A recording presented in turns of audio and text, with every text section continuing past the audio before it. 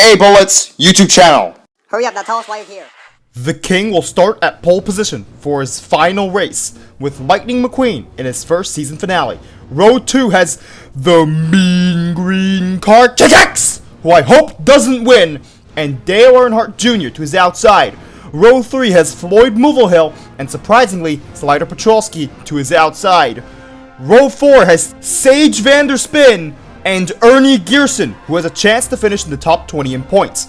Row 5 has Winford Bradford Rutherford and Davey Apex, who starts 10th today. Row 6 has Claude Scruggs, who might say something about Misty Motocross, and Krusty Rotor to his outside.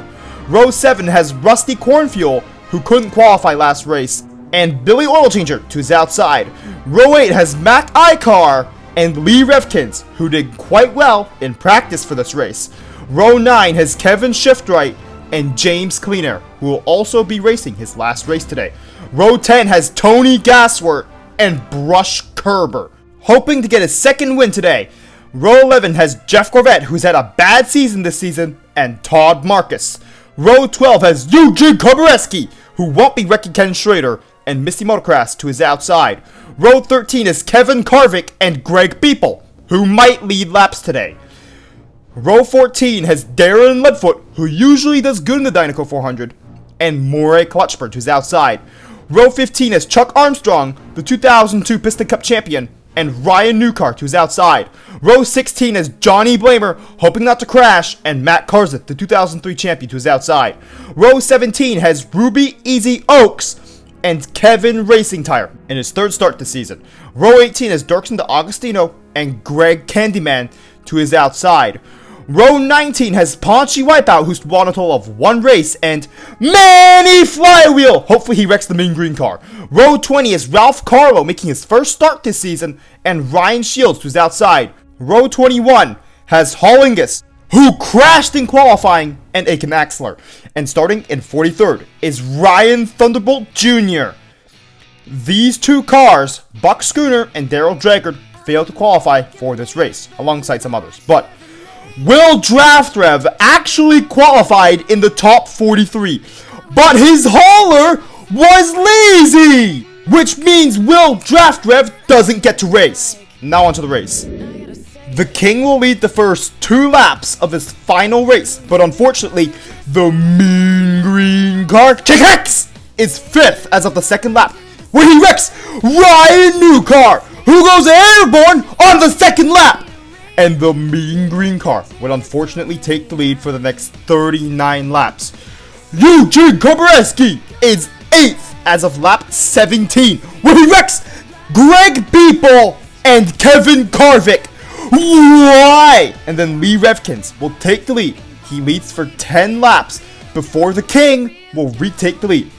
He'd lead for only 1 lap on pit cycles before Lee Revkins would retake the lead.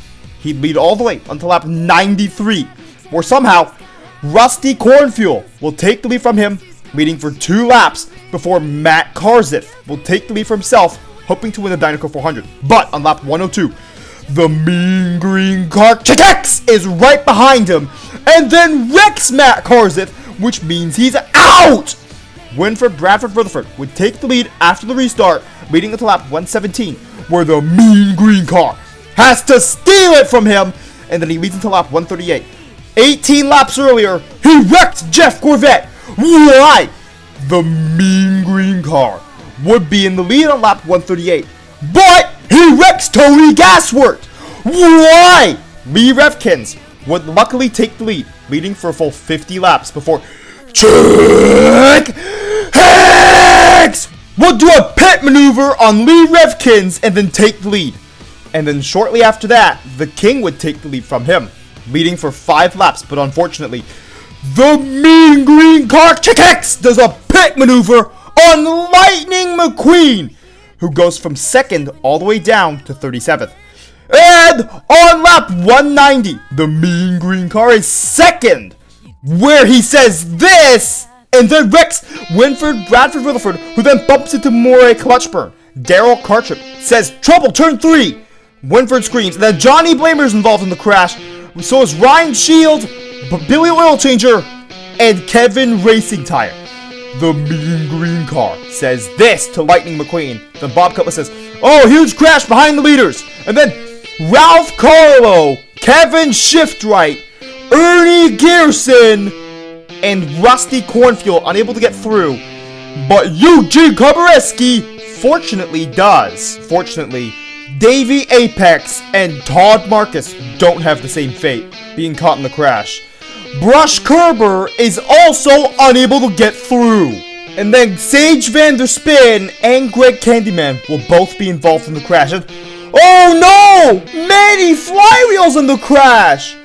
And Piston Cup fans are now gasping upon seeing the big one. And these two were just where the RSN cameras were. And now Eugene Kobareski's in the crash, alongside James Cleanair, alongside the entire field. How does the mean green car wreck every other car aside from himself and the King?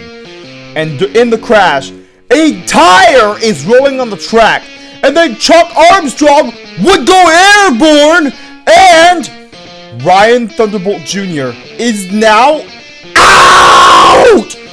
Mean green car, check X! Why did you cause the crash? Claude Scruggs is giggling in the middle of the crash with Billy Oil Changer. I don't get why. And then he gets collected in another mini crash. And now Claude Scruggs is on the roof of Todd Marcus when he's upside down. How is this possible? And they're both screaming when this is happening. And then Bob Cutlass has this to say. Wait a second, Daryl. McQueen is in the wreckage. And then Daryl Kartrip replies, "There's no way the rookie can make it through. Not in one piece, that is." And then Lightning McQueen makes it through the wreckage in one piece. How is this possible? For a rookie, Don Chapcar got through a crash unscathed 19 years ago, but he was already a Piston Cup champion at that point. And then Lightning McQueen jumps onto Claude Scruggs' tires, and now he's flying through the air with his tongue out. How is that possible? And then Daryl Kartrip says, "Look at that! McQueen made it through!" In return, Bob Cutlass says, "And a spectacular move by Lightning McQueen." Then he says, "Yeah, ka-chow!" after he jumps through the air. This leads to the fans chanting Lightning McQueen's name. And now for the cars that are out, who are Ruby Easy Oaks, Hollingus, Claude Scruggs, Lee Revkins, and Chuck Armstrong. Darren Leadfoot gets to pit road, but he's also out because he goes to the garage. Lightning McQueen doesn't pit, even though everyone else did. The mean green car will restart the race near the back. Hooray! Lightning McQueen would take the lead, following everyone going to the pits, and then he'd lead all the way until the final lap. How does any car lead for 205 laps? How does any car lead for 205 laps? That's the whole second half of the race. While McQueen's busy dominating the race, Manny Flywheel would be out on lap 207 because of an engine failure. I wonder if the mean green car had something to do with it. But luckily, the King would take second position on lap 214. But unfortunately, Bradford Rutherford would be out on lap 301 because of an engine failure. And Ernie Gearson a lap later for the same reason. James Cleanair would be out 2 laps later because his quarter panel got damaged and he had an engine failure. Greg Candyman would also be out on lap 304 because of an engine failure.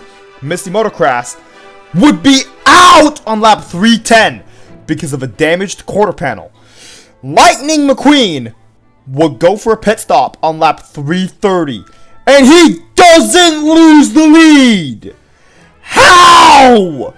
And also, when Lightning goes to pit, this pit he says, "We need tires now, come on, let's go!" And then Lightning McQueen says, no tires, just gas!" And then Tough Guy, or as Lightning McQueen calls him, Chuck, gets angry, saying this: And Daryl Cartrip actually has a reaction to Lightning McQueen's pit stop. And Bob Cutlass says this. That's right, no tires again. And Daryl Cartrip says this. Well, of course he'd know that. He's a Piston Cup champion. But bad news. The mean green car is now in third position on lap 332. Eugene Kobareski would be out 4 laps later because of a broken quarter panel and a cut tire. Now, the final lap. This is it, Daryl. 1 lap to go and Lightning McQueen has a huge lead. And this is Lightning McQueen's huge lead. And this is what Daryl Cartrip had to say. Oh, he's got it in the bag. Call on the dogs and put out the fire. We're going to crown us a new champion. And Lightning McQueen says, checkered flag, here I come. But his back rear tire blows. And Daryl Cartrip has this to say. Oh no, McQueen's blown a tire. Well, it makes sense. Lightning McQueen didn't get new tires. And Bob Cutlass says, and with only 1 turn to go, can he make it? And Lightning McQueen's pity, tough guy, or not Chuck, says, you fool! To Lightning McQueen. And Crew Chief Chick says, McQueen's blown a tire! McQueen's blown a tire! And Lightning McQueen loses his other back tire! Daryl Cartrip says, he's lost another tire! The King and Chick are coming up fast! They're entering turn 3! Bob Cutlass replies. And Lightning McQueen is still struggling to move with 2 tires. Daryl Cartrip says, I don't believe what I'm watching, Bob! Lightning McQueen's 100 feet from his Piston Cup! And Lightning McQueen begins hopping because he realizes the King and Chick are catching up to him. And then the mean green car pulls to the inside in an attempt to pass the King.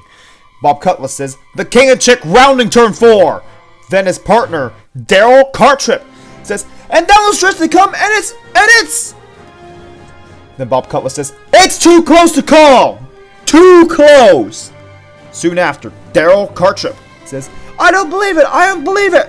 And then Bob Cutlass says, Daryl Cartrip joining him later, the most spectacular, amazing, unequivocally unbelievable anything in the history of the world! And we don't even know who won! Now, what finish were Bob Cutlass and Daryl Cartrip talking about? A 3-way tie?! How does any race end in a 3-way tie? This has never happened in Piston Cup history, and the 3 points leaders all tied in a 3-way tie, while they were all tied in points. And Lightning McQueen's tongue is out. Lightning McQueen has this to tell Corey Turbowitz and Tough Guy or Not Chuck, alongside the rest of Lightning McQueen's pit crew, quit. And Lightning McQueen says this, and Tough Guy has to remind Lightning McQueen that his name's not Chuck, and Lightning McQueen doesn't seem to care. After this is Lightning McQueen's conversation with the mean green car.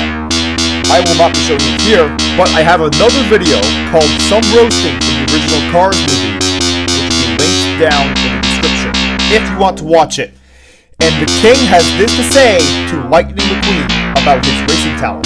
But the King also gives Lightning McQueen advice on how to be a better racer. Because the 3 points leaders were in a 3-way tie, they will have to participate in a tiebreaker race that will take place in California at the Los Angeles International Speedway in 1 week. Here are the race results of the 2005 Dinoco 400, with Aiken Axler getting a top 5 and Johnny Blamer finishing the race.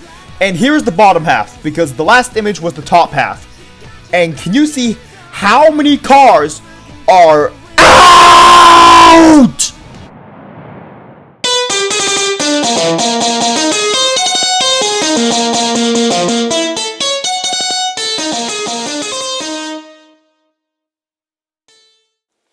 Remember to press the notifications button, which goes ring, ring, ring after you press it. And lightning strikes back, and that's as if you subscribed, of course. And thank you for watching this entire video.